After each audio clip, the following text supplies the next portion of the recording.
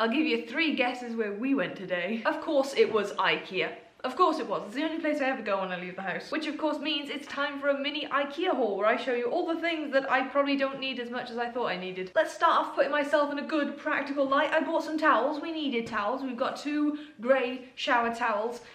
And we've got some grey hand towels. Grey because I am in the middle of plans to redecorate the shower room this year. Again.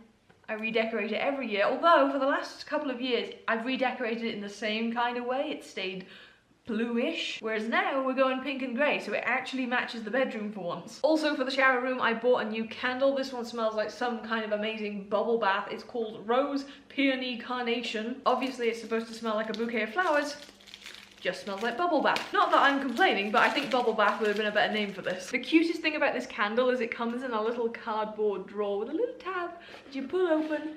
You've got your candle there, and even the candle's nice. I mean, look at this. Look at this beautiful little glass jar with your very, very pink candle inside it. Not quite the shade of pink I'm going for in the bathroom, but the one that was the shade of pink smelled like talcum powder, and I mean, it's bathroomy, but I wasn't into it. Also picked up 2 more of their brownie scented candles. They don't really smell like brownies, but they do smell sweet, and they do work really well in our living room / kitchen area. Also got a new squirt bottle for my plants because my other one got broken. Yay. A couple of brackets for putting up some much needed extra shelves in my office. This adorable ceramic acorn pot from their Winter 2018 range is supposed to be a sugar bowl, but that is clearly going to be a trinket pot. I got a dog harness from their brand new pet range. Now, I got all excited about this on Twitter that they had a new pet range out a couple of weeks ago. And then I discovered that a lot of other IKEAs already had the pet range come out about a year ago.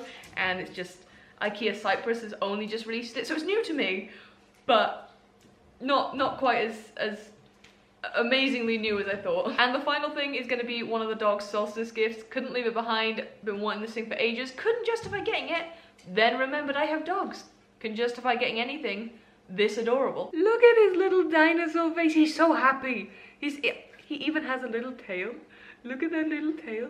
Look, oh, there's a huge label on it, but look at the tail. So these are from the collection that are actually drawn by children and then made into toys. I love these so much, they are so cute. We have one from last year. Actually, I can't remember if it was last year or the year before, but this is one we got from their collection last time. We appear to have a bit of a thing for dinosaurs drawn by children. Oh, but come on, they're cute, and the dogs are gonna love this. They're gonna love it. Yeah, so that's everything I bought from IKEA this time. I need to go and have some dinner because I'm starving. I also need to go and edit the gingerbread house video, which would have come out yesterday, hopefully, if everything went right.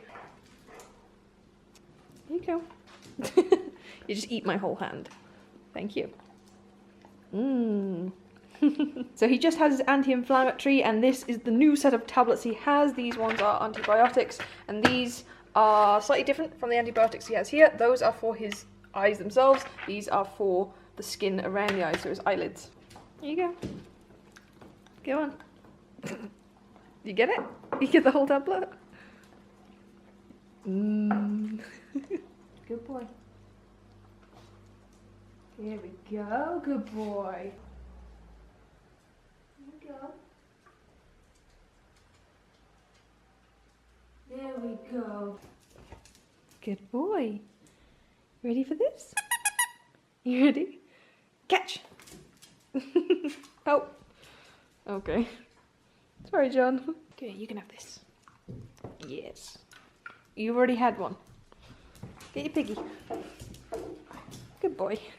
So there wasn't really much going on today, wasn't really much to vlog, which means this video is going to be a bit shorter than usual, but I'm going to try and make it up to you guys by doing a slightly longer Q&A. Plus, you get to watch this adorable footage of the hamsters eating their baby food. Hopping Houdini says, I know this is probably a question with an obvious answer, but I've noticed in last year's Vlogstice and other videos, you guys are always bundled up a lot. So I wondered if you guys didn't have any heating units or anything where you live. No, the houses here and the apartments do not come with heating. We do have air conditioning units that have a heating option. However, air conditioning is very, very expensive to run. So we try to avoid using those unless it's absolutely necessary. And typically I only use them in the rodent room anyway, because again, like I said, very expensive, and really all I care about is my pets being comfortable, because me and Dan can just, as you mentioned, bundle up in loads of layers. Bethany Bond asks, are you going to get Rodney neutered in the future? I'm surprised more people haven't asked about this, because I did mention earlier in the year that he was supposed to be getting neutered just after the summer. It had to be delayed the first time because he had dental problems, and the vet wanted to wait and see if the tooth issue sorted itself out, and if not, he wanted to do the surgery on his teeth at the same time as doing the neuter. That way he wouldn't have to be put under twice, it would be less stress on his body, and just generally it would be a better situation. So it got put off the first time because of that, and then the end of the summer came around, and unfortunately we were in a bit of a financial bind because Dan was in between jobs.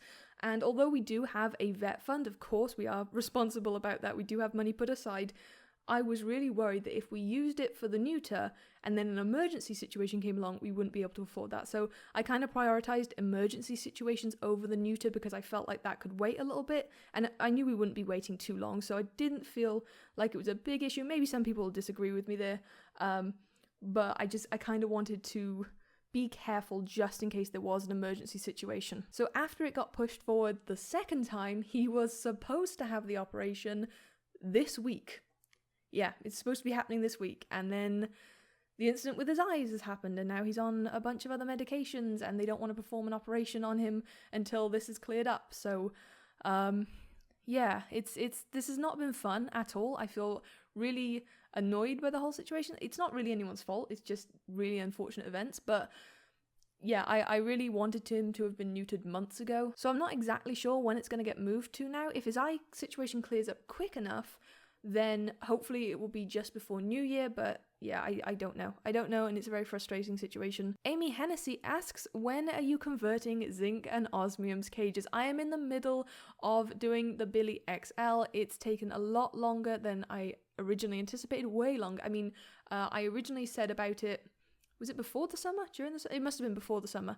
But as some of you guys know, my health has been really, really awful this year, and unfortunately over the summer it was a really, really difficult time.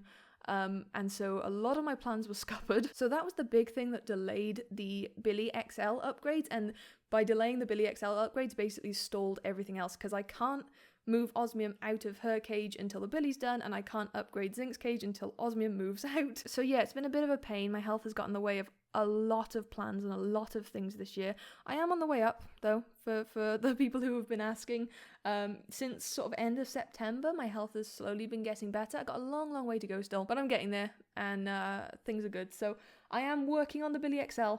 As we speak, I've actually done some work on it this week, but the video itself is not going to be coming out until sometime in the new year, because I decided I would rather the video came out late but was of a quality that I was happy with and proud of, rather than just trying to rush it to get it out by a deadline that I set for myself and then not being happy with the end result. Jenny H asks, how do you think you would react if you saw a Roborovski hamster in Cyprus? I would probably cry, because I don't have any space for anyone new in my home at the minute, so if I saw one now I'd be so upset because I wouldn't be able to get it. If I saw one I had space, I mean I'd have it, I'd get it that day. I wouldn't even question it. Dumpling asks, have you ever thought of training Zinc like Creek Valley Critters does? Yes, I considered it at the beginning, but I'll be honest, I didn't put a huge amount of effort into trying to train him, and at this point I'm not really fussed on trying to train him. It's definitely something I would like to do with future mice, But yeah, I tried, but only half-heartedly. Erin O'Connor asks, what animals freak you out? Oh, the big one has to be maggots. And I don't know if it's the maggots themselves or if it's what the maggots represent. Just in my head, it's like bacteria and rotting and they creep me out. They creep me out. There's very few animals that do actually freak me out, but maggots make me physically sick. So yeah, I'm a bit of a wuss around maggots. If I know I'm going to see maggots, if I'm expecting them, then I'm perfectly fine with them. But it's when there's just suddenly you stumble upon a little pile of maggots or you find them in something and it just, it creeps me out. I've done that before, finding it in like bags of seed and stuff, and it's when you're not expecting it, that's when it gets me. A few people have been asking if we have any plans to get more pets, if there's going to be any more animals added to the family, and right now, no, there are no plans because we are pretty much at maximum capacity. We only live in a 2-bedroom apartment, so you can't have a lot of animals because there's just not enough space to have a lot of animals, and we have 7 right now. So yeah. Also, as mentioned, my health has not been great for the last year plus, and I'm only just on the way up again, so I'm not in any position myself to be caring for more animals. I can manage with the ones I've got, but you know, any more would be a strain on me, so again, another reason for not having more. Now, although in the past we have had, I think, was it 13 hamsters? It's been so many years now that I forget, but I think that was the most animals we had at one point, was like 13, and they were all hamsters. And although we've had that many in the past, I don't think I would go that high again, just because having fewer animals is better. It just is, because the fewer you have, the more space you can provide for them, the more time you can provide for them, the more money you can provide towards them, and you can just give them better quality lives when you have fewer. I mean, it's like sharing out a piece of cake. If you had a theoretical cake that represented like the size of the enclosures you could offer, the time you could spend with each animal, the money you could spend on each animal, and you had to share that cake out between all of your pets, the more pets you have, the smaller the slices would be, which would mean the smaller their enclosures would be, the less time you could spend with each one, the less money you could spend on each one. But if you have fewer pets, they of course get bigger hypothetical slices, which means you can provide them with bigger enclosures because you've got more space to share around, you've got more time to share around, you've got more money to share around. So having fewer pets is far more beneficial to your pets and to yourself as well. And given the rise of the very sad and concerning trend of people just collecting insane numbers of animals, I don't personally want to be promoting that same message. So that's another reason for me being a bit more conscious about the numbers of animals I have, because I don't want to be part of that movement pushing that message that you should have loads and loads and loads of animals. No, you can still have a slightly higher than average number of animals without going crazy, you know, and it's still fun, it's still enjoyable. You can still have a YouTube channel with it if that's something you want. You can have a YouTube channel with 1 animal. But I am trying to be more conscious of how the decisions I make influence the people who watch my content, and, you know, what movements I want to be a part of and what movements I want to kind of, you know, stay away from.